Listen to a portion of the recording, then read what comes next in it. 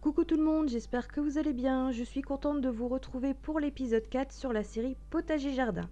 Donc tout d'abord, je tiens à signaler que cet épisode 4 a été fait sur plusieurs jours. Donc pour ce premier jour-ci, on a eu en don des pieds de fraisier qu'on a eu par une dame qui habite à côté de chez nous. Donc encore un grand merci à elle parce qu'il y a plus d'une dizaine de pieds de fraisier. Ensuite, on les a protégés avec des cendres de bois par rapport aux limaces ou autres insectes nuisibles qui pourraient attaquer la plante. Après, jour suivant, on a eu des racines de framboisier par mon frère et ma belle-sœur. Oui, ils sont très généreux sur le secteur, je vous l'avoue. Donc voilà, on a vite mis tout ça en terre et on a hâte de voir si ça va prendre ou pas. Donc un petit conseil aussi, c'est que la framboise et la fraise s'entendent très bien niveau voisinage. Donc c'est pour ça qu'on les a mis l'un à côté de l'autre, comme vous pouvez le voir juste ici. Donc voilà, ce sont deux très bons voisins à le savoir. Sur cette même journée, on a décidé avec mon mari de mettre enfin en place nos fleurs sauvages que je vous ai parlé la dernière fois. Donc au passage, petit zoom sur ma petite menthe poivrée que j'ai eue aussi par ma belle-sœur. Donc encore un grand merci à elle. Et voilà, là mon mari est en train de mettre en place la ficelle qui délimite tout le terrain pour qu'on va au maximum au droit pour mettre nos graines au mieux. Voilà, on veut vraiment quelque chose de propre. Et là, il est en train de faire la petite tranchée, on va dire ça comme ça, pour installer les graines juste après. Donc voici les petites salières en question avec les fleurs sauvages. Je vous en avais parlé dans la dernière vidéo. Les graines ressemblent à des gros pop-corn, on va dire ça comme ça. Donc c'est très facile à mettre, comme vous pouvez le voir. Et franchement, pour être tout honnête avec vous, pardon, c'est que on a vraiment mis la blinde de graines pour être sûr que tout prend comme il faut. Donc vous allez le voir, ça va peut-être vous faire rire d'ailleurs parce que on dirait qu'on a mis à manger pour les poules.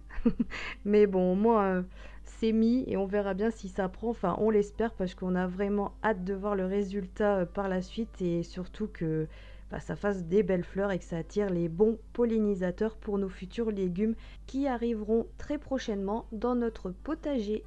Et comme toujours, une fois que les graines sont mises en place, on rebouche délicatement à l'aide du fameux râteau. Donc voilà, c'est toujours mon mari qui s'y colle. Bon, je vous avoue que de temps en temps, je le fais aussi, mais là pour la vidéo, c'est pas évident. Vu que je peux pas tenir la caméra et le râteau, c'est pas possible. Donc c'est mon mari qui vous montre à ma place. Mais voilà, on a bien rebouché, on a tapoté, enfin voilà, le système d'habitude pour le potager quand on plante des petits trucs.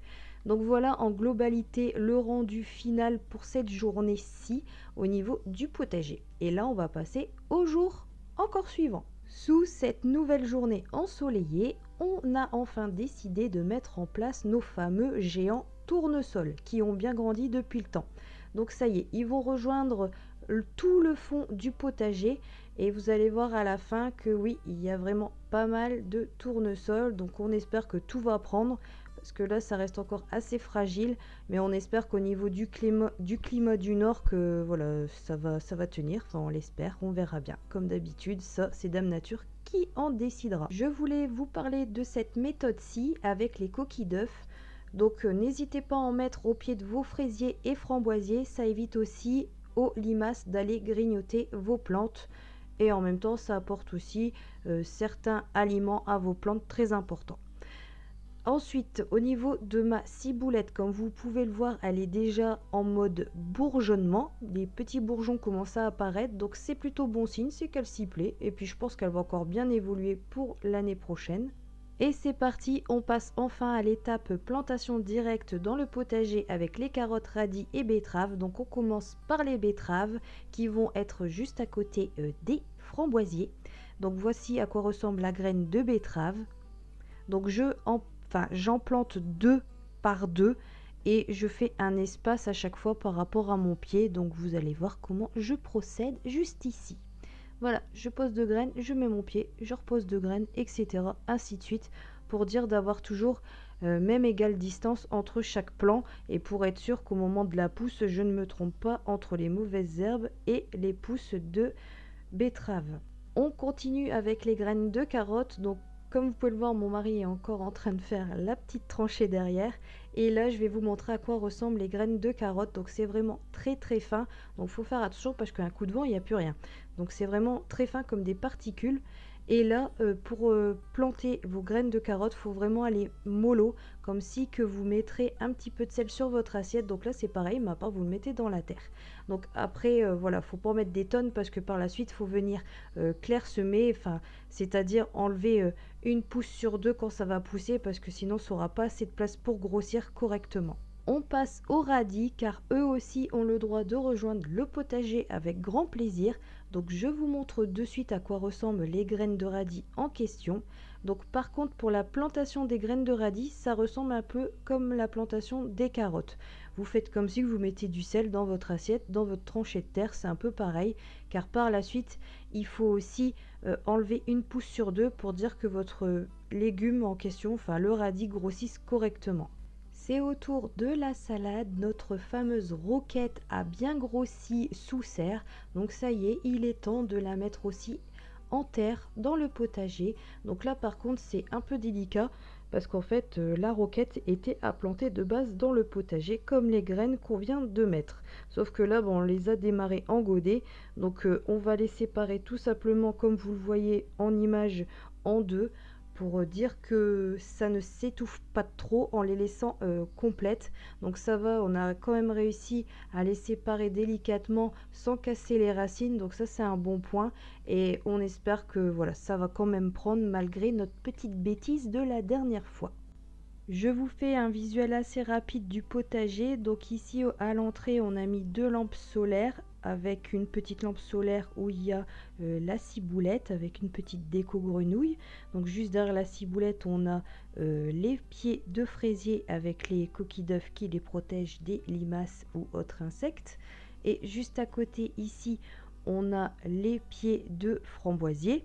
Donc on a délimité avec des petits piquets et des petits tuteurs en bois pour pas marcher dessus. Juste à côté, on a les betteraves qu'on a mis tout à l'heure. Après la ligne de carottes, la ligne de radis et pour finir la ligne de salade où on a la roquette. Et tout au fond, on retrouve les pieds de tournesol de tout à l'heure qu'on a plantés. Donc là, ils sont en train de prendre un bon bain de soleil et de pluie, car après chaque plantation, on arrose toujours tout le potager. Et sans oublier bien sûr toutes les fleurs qu'on a plantées tout autour, les fleurs sauvages. Donc là, on attend avec impatience que tout prenne correctement.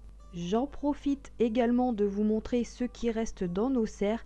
Donc on a encore quelques pousses de tournesol qui vont pas tarder à les rejoindre les autres. Donc après on a eu pas mal de pousses de concombre qui ont enfin sorti. Donc ça y est. Au niveau des tomates cerises, ça y est, ça a bien sorti aussi. Donc on est plutôt content. Donc là on laisse lever tout doucement.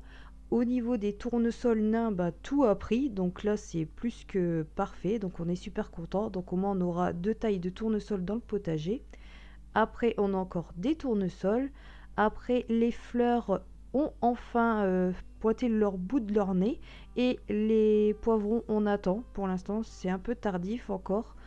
Et sinon au niveau des melons, ça y est, ça sort aussi, donc ça c'est super. Et puis en plus avec le soleil et l'arrosage, bah ça y est, ça sort. Pour le basilic, ça a bien sorti aussi. Et pour les tomates grappes, on attend encore un peu. Voilà, on reste positive vu que ça retarde un petit peu, mais c'est pas grave.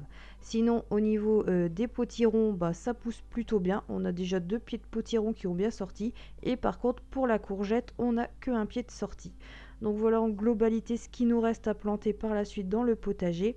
Donc là, tout est sous serre, plus mis dans une véranda. Donc là, ils ont vraiment la chaleur et l'humidité qu'il leur faut pour bien se développer. Sur cette même journée, je suis retournée en vitesse refaire une tranchée dans le potager parce que j'ai complètement oublié de mettre mes oignons jaunes en place. Donc c'est des oignons que j'ai eu en don dans ma famille. Donc il y a des oignons jaunes et je crois que les oignons de couleur blanc ce sont de l'ail, mais je suis pas sûre, donc on verra ce que ça donne. Donc je ne suis pas sûre à 100%.